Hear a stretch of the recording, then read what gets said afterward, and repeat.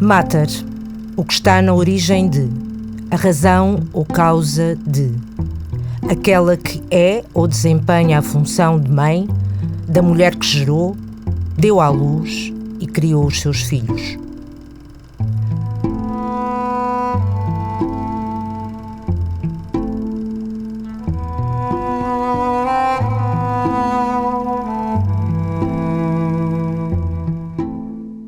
Abril Mater, maternidade e parto antes e depois da Revolução.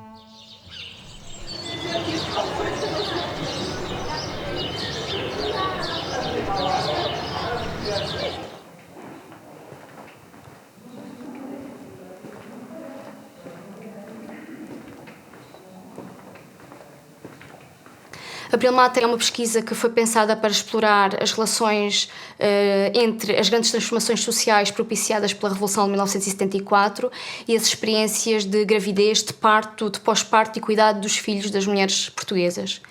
Nesse caminho, por um lado, nós quisemos assinalar a maternidade como uma dimensão importante, ainda que pouco explorada, das análises da mudança social em Portugal, e, por outro lado, revelar como a maternidade e as experiências maternas não têm um caráter monolítico, sendo muito plurais e variáveis em função dos contextos sociais onde ocorrem. Tornar-se mãe remete para a ideia fundamental de que a maternidade não é apenas uma condição biológica das mulheres, mas sim um processo de aprendizagem, construção e transformação ao longo dos tempos. Foi para dar conta da diversidade de experiências maternas que o projeto Abril Mater alargou o seu campo empírico a diferentes contextos sociais e territórios, tendo, nomeadamente, investigado vivências de mulheres na região da Covilhã. Portanto, poderíamos captar as experiências dessas mulheres mais associadas à ruralidade e ao trabalho do campo, mas também tínhamos a possibilidade de captar uma outra realidade completamente diferente, que era trazida pelo contexto histórico da Covilhã, o facto de ser uma cidade industrial.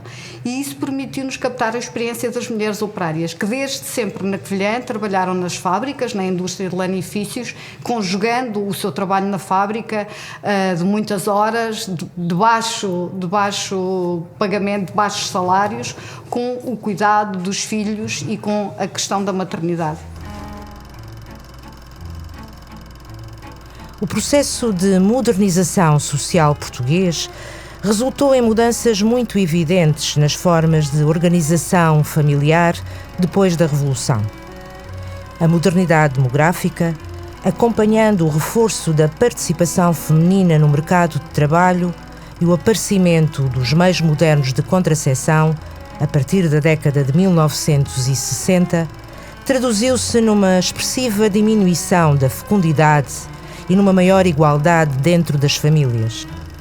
Se até aos anos de 1970 se fazia claramente a apologia de um modelo em que a guarda das crianças era essencialmente uma responsabilidade das mães, nos primeiros anos a seguir à Revolução, medidas como a licença de maternidade paga por um período de 90 dias a todas as mulheres ou a lei da igualdade no trabalho e no emprego procuraram garantir direitos e justiça para as mulheres e mães trabalhadoras. Neste sentido, a Constituição de 1976 representou um consenso generalizado quanto à necessidade de o Estado apoiar as famílias e promover a autonomia dos agregados domésticos, nomeadamente através da criação de uma rede pública de serviços de saúde materno-infantil, creches e outros equipamentos de apoio à família. Uma questão muito importante também da nossa pesquisa tem a ver com a revisão do papel das mulheres, tanto na vida privada e familiar como na vida pública. É sabido que o regime fazia apologia de uma família tradicional, baseada numa forte diferenciação entre homens e mulheres e também baseada numa ideologia familialista e maternalista. No entanto, esse modelo, o modelo da boa maternidade, o modelo da família exemplar, só muito raramente encontrava correspondência com a vivência e com a realidade das famílias portuguesas, maioritariamente pobres, sem instrução e sem qualquer tipo de acesso a recursos e a apoios, seja ao nível da educação, seja ao nível da saúde, para cumprir com esse ideal da boa família e da boa maternidade. Uma das maiores conquistas de Abril foi, com certeza, a criação do Serviço Nacional de Saúde em 1979, que veio consagrar o direito à saúde para todas as pessoas de forma universal e gratuita, mais tarde tendencialmente gratuita, com impactos duradouros ao nível da saúde da população portuguesa. Em 1960, os indicadores de saúde materno-infantil eram péssimos e colocavam-nos numa posição claramente desfavorável em relação a outros países da Europa.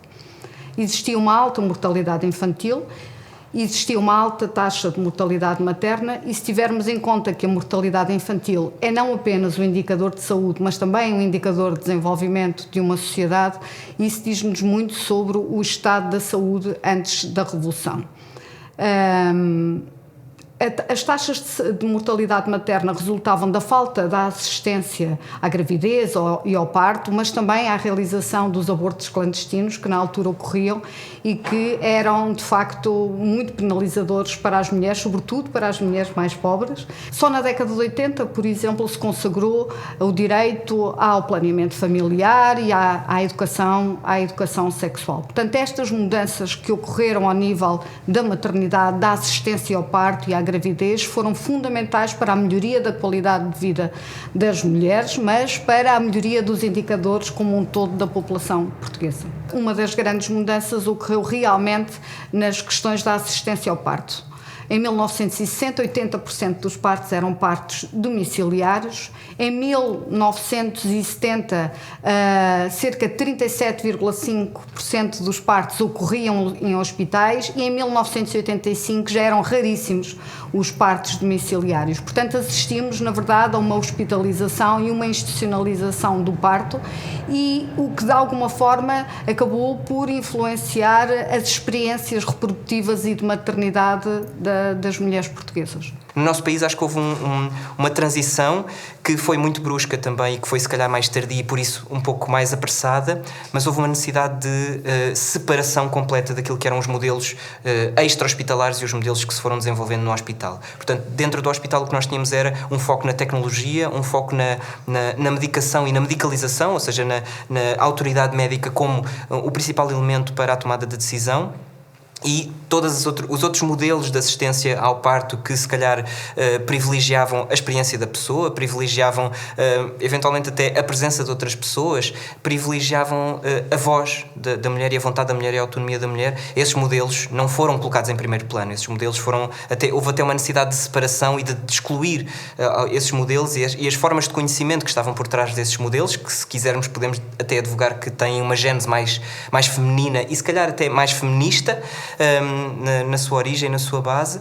Houve uma necessidade de ruptura com esses modelos para que pudéssemos dar lugar à ciência, até porque o principal mote para a institucionalização do parto e a hospitalização do parto foi a elevada taxa de mortalidade. Essa foi a grande bandeira que foi levantada mesmo depois do 25 de Abril para se poder fazer esta transição muito rápida para a hospitalização do parto, e com isto foi quase: temos de aceitar que estas coisas têm de ser feitas e que tem de haver uma hospitalização e que temos de agir para conseguirmos controlar. Outra dimensão assinalável da mudança social das últimas décadas diz respeito às práticas de cuidado de bebés e crianças.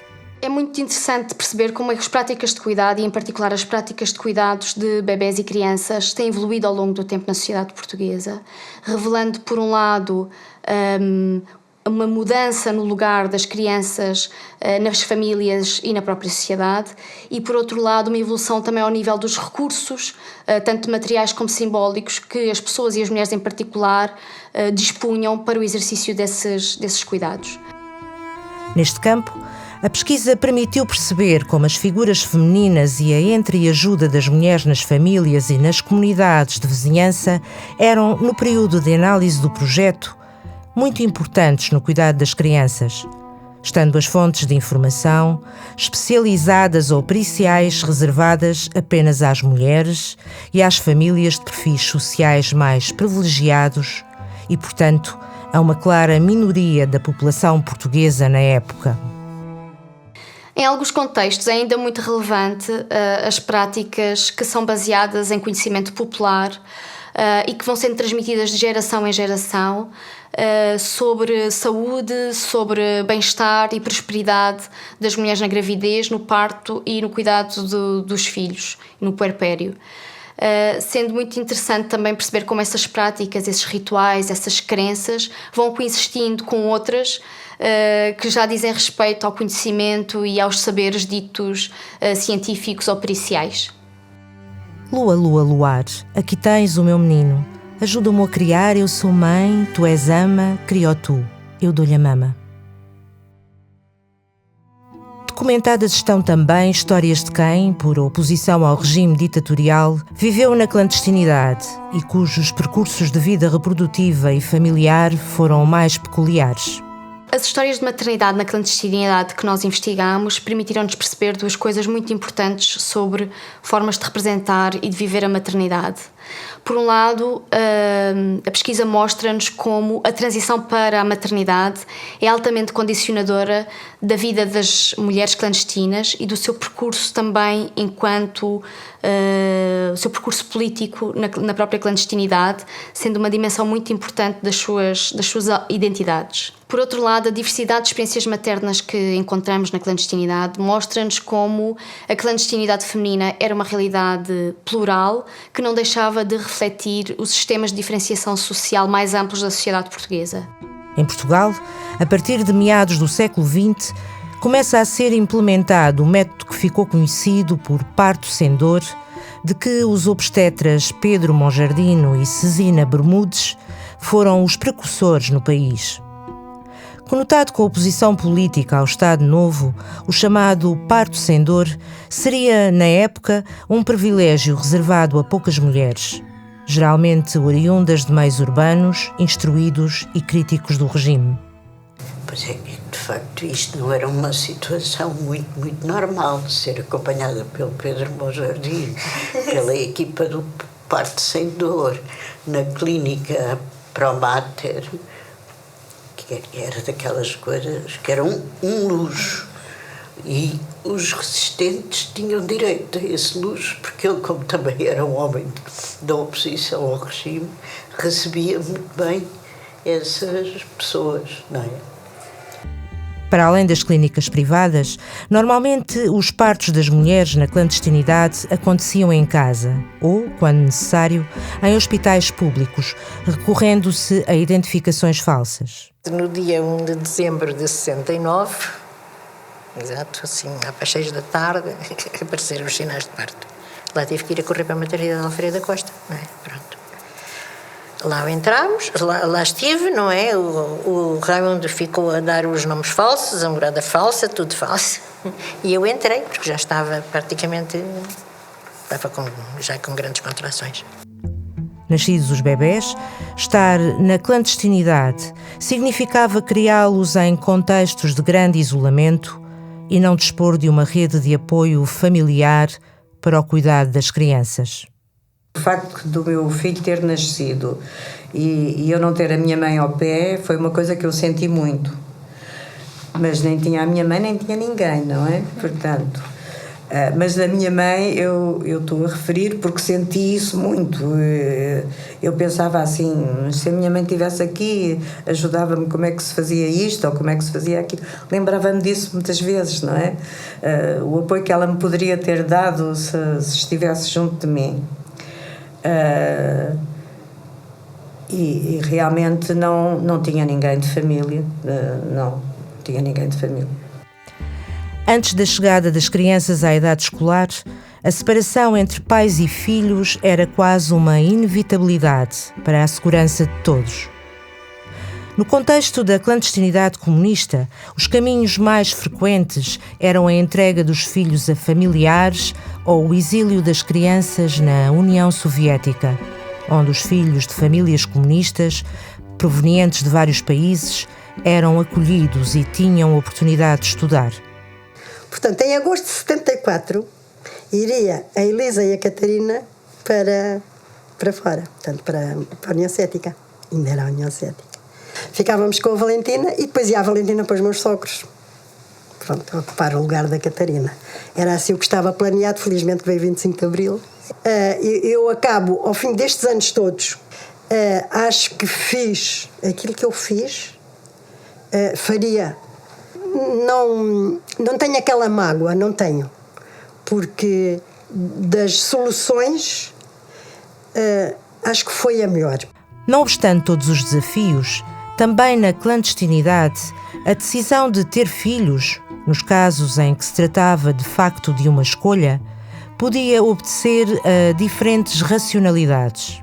Umas vezes, a decisão seria justificada pelo próprio contexto de solidão e isolamento a que as mulheres estavam votadas. Outras vezes, a maternidade surgia como uma dimensão premente e preponderante dos projetos de vida das mulheres. Um desejo que, em vez de apaziguar, galvanizava a vontade de lutar por um outro amanhã.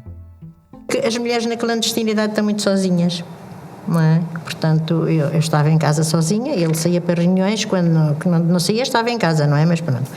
Mas não tínhamos grande contacto com outras pessoas, só tínhamos quando iam lá dirigentes do partido fazer reuniões, não é? Nessa altura havia uma confraternização de todos, falar sobre a situação política e as coisas do momento, mas depois havia a reunião à parte e nós estávamos, era muito sozinho. E eu ter um filho era uma maneira de estar mais acompanhada, no fundo, mais, como é que é de dizer, menos só. Eu acho que se eu não tivesse filhos seria uma vida muito vazia. Francamente, desde sempre pensei que tinha que ter filhos. E daí eu ter insistido em ter um segundo filho com risco de vida. Portanto, eu sentir-me muito vazia se não tivesse filhos. Não sei se estaria mais disponível para a atividade política. Não estou com isso a dizer que ter filhos seja alguma obrigação moral. Acho que há pessoas que vivem muito bem sem ter filhos e que não desejam ter filhos e é perfeitamente legítimo. Para mim, como pessoa, isso era fundamental, ter filhos. E não me vejo viver sem ter filhos, nem vejo que isso me fosse dar mais disponibilidade. Como disse Adrienne Rich, escritora e feminista norte-americana, a maternidade é uma instituição e é experiência. E na sua multidimensionalidade, a maternidade é ainda um campo fértil para a reivindicação de direitos fundamentais, nomeadamente de mulheres e crianças. Quando se completam 50 anos da Revolução de 1974, o projeto Abril Mater pretendeu trazer à luz o papel da maternidade como refratária e incubadora de outras transformações que marcam o compasso da mudança social no país nas últimas décadas. Chegados a este ponto, recapitulamos o caminho percorrido, com os olhos postos naquele que ainda está por trilhar, no sentido do aprofundamento da justiça reprodutiva, da maternidade como escolha e da igualdade no cuidado e em todas as esferas da vida.